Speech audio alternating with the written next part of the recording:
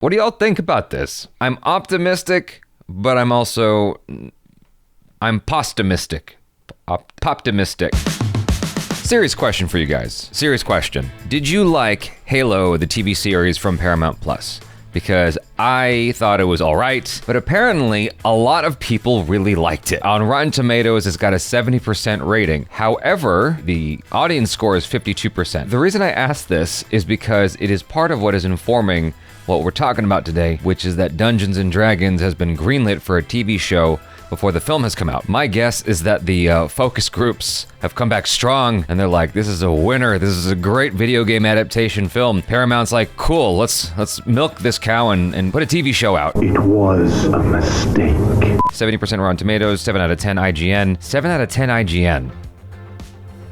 You know, a long time ago, a friend of mine asked me, why is IGN reviewing movies? And I was like, well, why not? It's a little surprising to me that IGN, a video game source, they gave it 7 out of 10. 3.5, that's still a strong score for a show that I thought was, I guess, all right. 3.5, that fits. You know, out of 5, 3.5 is all right. Now there you are, right. Let's move forward here. This is a Deadline article that we got in front of us. Dungeons & Dragons live action series ordered by Paramount Plus from Rawson Marshall Thurber. Now, if you don't know who Rawson Marshall Thurber is, neither did I. It's this guy.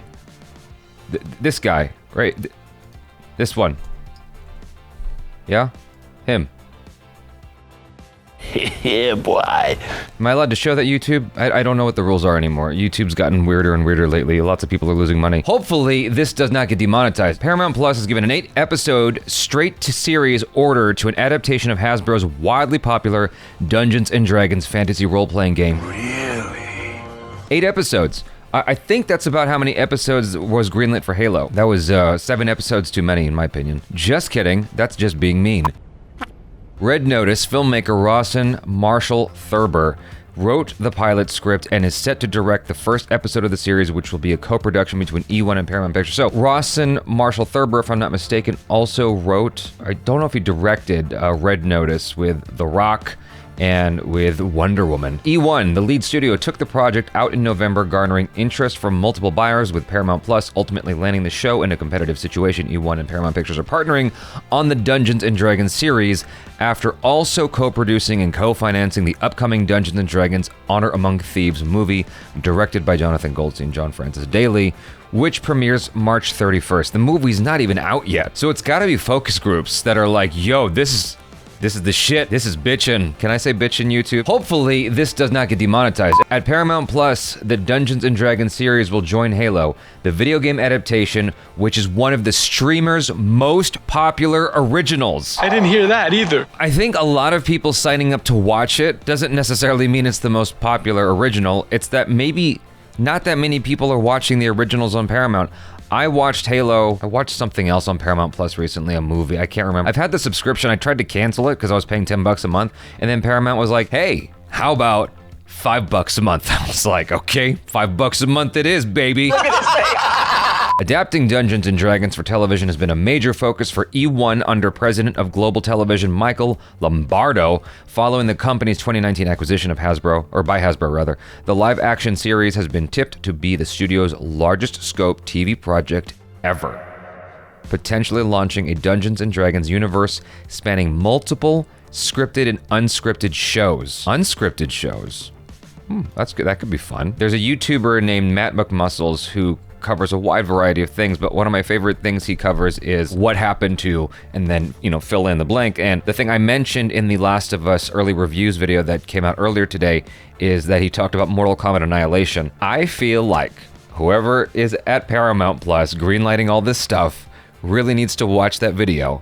A gentle reminder not to make any more mistakes. And make sure they're not doing any of the missteps that happened in the making of Mortal Kombat Annihilation. Because one of the things that happened was when the rights for Mortal Kombat was acquired, they just started greenlighting all these different things to hit every different medium they possibly could that wasn't a video game in order to just get interest on, you know, Mortal Kombat as a thing, concurrently with the movie and the newly released games and all that stuff. So it's a little bit concerning that there's so much going on, but maybe it's exciting. You know, there's a lot of Dungeons & Dragons fans. Maybe Paramount is just giving the people what they want. Let the blood rain from the sky! Overseeing the series for E1 is Gabriel Morano, the company's EV. I hope I said his name correctly. He probably got so much shit as a kid with that last name. Morano. Hasbro, which is handling all series-based consumer products, is currently looking to sell E1's film and TV businesses, including the Lombardo-run TV operation, which developed and sold the Dungeons & Dragons TV series. So, what do y'all think about this? I'm optimistic, but I'm postumistic. Poptimistic. Matt McMuscles? Yes, it was correct. If you guys haven't seen his YouTube channel, definitely check it out. Like I said, the one I recommend, just because it was so much fun, there it is. 1.1 million views, and it deserves every single one of those views. This is especially relevant to this right here, this Dungeons and Dragons thing, because, you know, I think that sometimes film companies or, you know, one person gets really excited about, like, the possibilities of green, of money, and they just start, like, you know, going hog wild with everything, and, you know, maybe take a step back and pace yourself a little bit. You know, let's see how that film does. Look what happened with Justice League. I mean, obviously that was a special situation, but it was Batman v Superman had dropped and they immediately went into making Justice League, if I recall correctly. It wasn't that long ago, I should know this, but reviews came out and they weren't glowing reviews, and so then the studio stepped in and made Justice League kind of a mess. I was looking for the part in this article where it said Rawson Marshall Thurber was in the show. Like, he wrote himself a role of some kind. Not like some random asshole.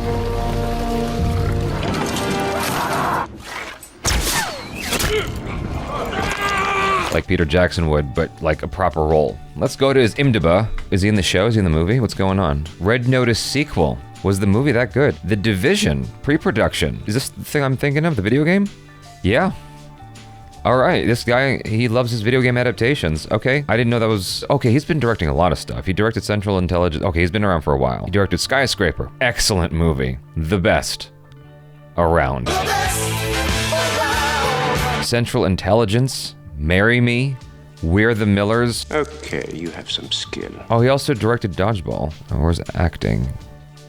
I thought he was an actor also. Maybe he just does random cameos or something. It just says director, producer, writer here. For some reason, I thought he was also an actor. With a body like that. Hopefully, this does not get demonetized. I was convinced he was also an actor. I thought I read that. Maybe I misread it.